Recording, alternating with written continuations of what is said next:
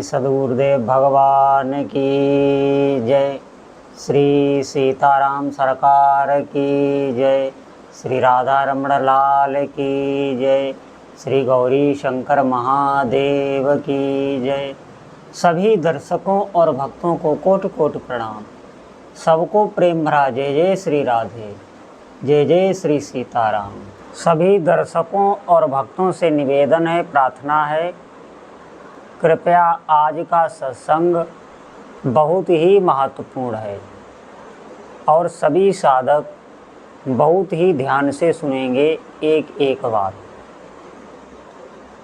बहुत साधक भक्ति, भगवान का भजन ये सब तो करते हैं और तत्परता से करते हैं, लेकिन उनके भीतर एक संशय रहता है।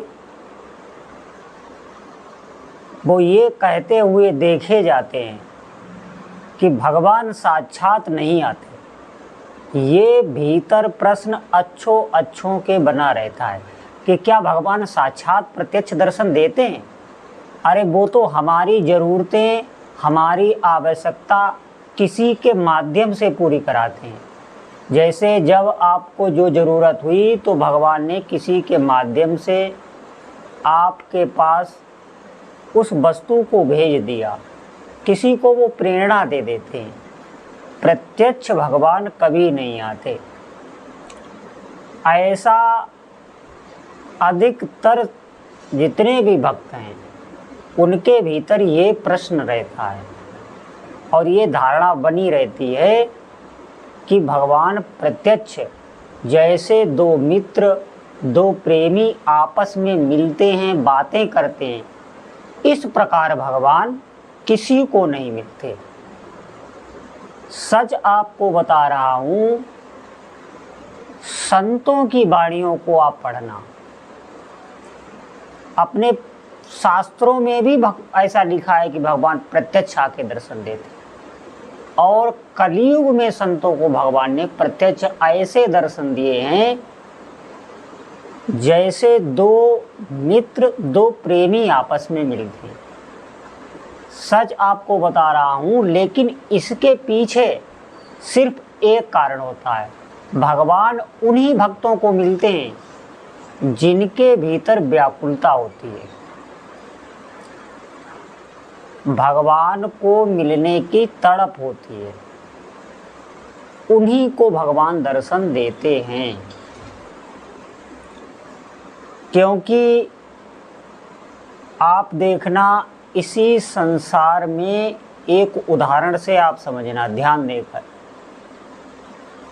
कोई दो मित्र हों, बहुत दूर दूर हों, एक उससे मिलने के लिए तड़प रहा हो, कारणवश वो नहीं मिल पा रहा हो, कोई जाके उस मित्र को बता दे तो देखना उसके भीतर भी वही तड़प हो जाती है कि वो मुझसे मिलना चाह रहा है, तड़प रहा है। तो वो जाके उससे मिलता है कि क्या कारण है, क्यों मिलना चाह रहा है, क्यों व्याकुल है, क्यों ऐसे समाचार हमारे पास आ रहे हैं। ऐसे ही भगवान के लिए जो व्याकुल होता है उसे भगवान प्रत्यक्ष आके दर्शन देते हैं, भेजते हैं। पहले भगवान वैसे ही वस्तुएं भेजते हैं सांत्वना देने के लिए, किसी न किसी के माध्यम से माया भी भेजते हैं, सब सुख भेज देंगे। लेकिन जिसके भीतर भगवान का विरह है वो इन वस्तुओं की तरफ देखता भी नहीं है।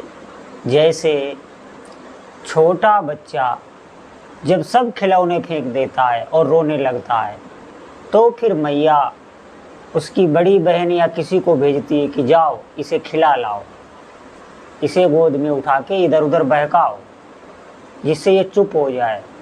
लेकिन फिर भी वो नहीं मानता है तो माँ दौड़कर उसे गले लगा लेती है। ठीक इसी प्रकार जब भक्त जो भी प्रभु देते हैं वो लेता ही नहीं है, उसे कोई इच्छा नहीं है, वो भगवान की रूप माधुरी को देखना चाहता है, उस मोहनी मूर्त को देखना चाहता है। अब उसके हृदय में कोई कामना इच्छा नहीं, ऐसी व्याकुलता जिस दिन आ जाती है तो समझिए कि उस भक्त को भगवान अब मिलने वाले हैं। दरस बिन दुखन लागे नैन, दरस बिन दुखन लागे नैन, जब से तुम बिछुड़े पिया मोरे, जब से तुम बिछुड़े प्रिय मोरे, कबहू न पायो चैन, कबहू न पायो चैन, दरस बिन दुखन लागे नैन। इस प्रकार जब भक्त के हृदय में व्याकुलता आती है, तड़प होती है, कुछ भी उसे अच्छा नहीं लगता, मात्र एक प्रभु के दर्शन की, उनके रूप को देखने की, उन्हें छूने की, इस प्रकार व्याकुलता जब हृदय में आती है तब भगवान फिर रह नहीं पाते, नहीं तो भगवान भी टारते रहते हैं। आप ध्यान देना। तो ये व्याकुलता आती किन भक्तों के अंदर है? सबसे बड़ी बात ये है, अभी जो हमारी स्थिति है, हम भजन करते हैं लेकिन ये व्याकुलता नहीं आ पाती। ये व्याकुलता तब आती है जब जो भी आपको नाम मिला है, जो भी साधना मिली है, जिन भी इष्ट देव का आप नाम सुमिर रहे हैं, साधना कर रहे हैं, पहली बात तो उसमें सच्चाई आए। सच्चाई ये आए कि ये भगवान का नाम बहुत आदर से लेना है, बहुत सम्मान से लेना, और बहुत महत्व बुद्धि रखनी है। जैसे जितनी महत्व बुद्धि हम सांसारिक कार्यों में रखते हैं या जो कार्य हमें सुख सुविधा दे रहे हैं, उनमें आप देखना हम कितना सतर्क रहते हैं, कितना सतर्क रहते हैं। वहाँ पर ना तो हमें आलस्य आता है, ना हम किसी से कहते हैं हमें नींद लग रही है, हम वहाँ पर शरीर अस्वस्थ भी है तो भी हम भागते चले जाते हैं। जैसे संसार में कोई कामी व्यक्ति किसी स्त्री से मिलने के लिए जैसे उसके भीतर तड़प होती है, किसी भी स्थिति में हो, रोगी हो, कैसा भी हो, उस समय उसे कुछ नहीं व्यापता। इसी प्रकार हमारी भजन में निष्ठा होनी चाहिए, सम्मान होना चाहिए। ऐसा नहीं है भजन आप कर रहे हैं, आप गिनती भी भूल रहे हैं, भजन करते करते गिनती भूल जाते हैं भजन की, कितने नाम जप हो गए। क्यों? मन और कहीं है, भजन हो रहा है, कोई सम्मान नहीं है। सम्मान का मतलब जब आप भजन में बैठे हैं तो किसी से बोलना नहीं। हम इस समय प्रभु का अपने नाम ले रहे हैं, हम उन प्रभु का नाम ले रहे हैं जिनके में दर्शन करने हैं। इस भजन से हमें सब कुछ प्राप्त होता है। सांसारिक बातों से हमें क्या मिलेगा? क्या मिलेगा? ज़्यादा से ज़्यादा हमें धन मिलेगा। धन इस शरीर के उपयोग के लिए, और इस शरीर की अवधि बहुत कम है।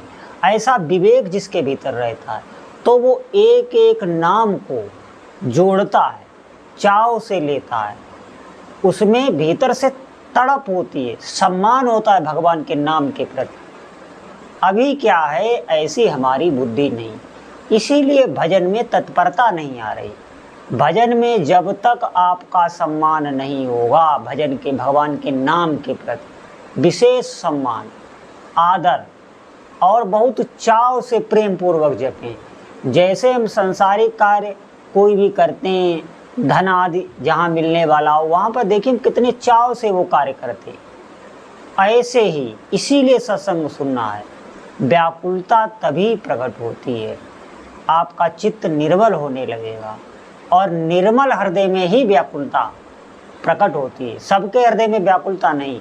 आप देखना भक्ति मार्ग पर बहुत चल रहे हैं, लेकिन वो अपना बैलेंस बना के चल रहे हैं। हाँ, भगवान मिल जाएंगे, भजन कर रहे हैं, भजन भी कर रहे हैं, लेकिन भीतर से ये शांति बनाए रखें कि भगवान तो मिल जाएंगे।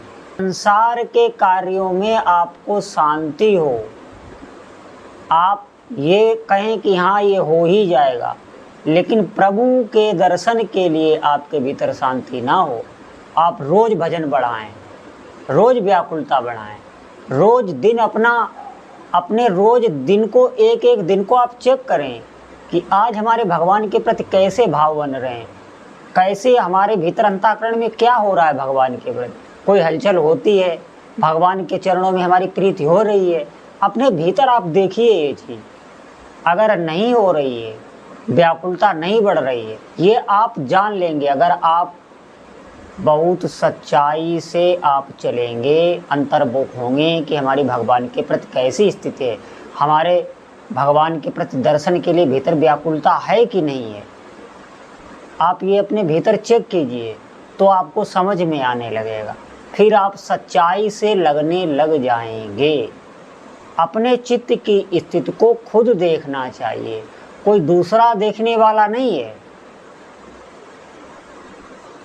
आप मुझसे सिर्फ वाक्य ही प्राप्त कर सकते हैं, मैं आपको बता सकता हूँ, लेकिन अपने चित्त की स्थिति आपको देखनी है।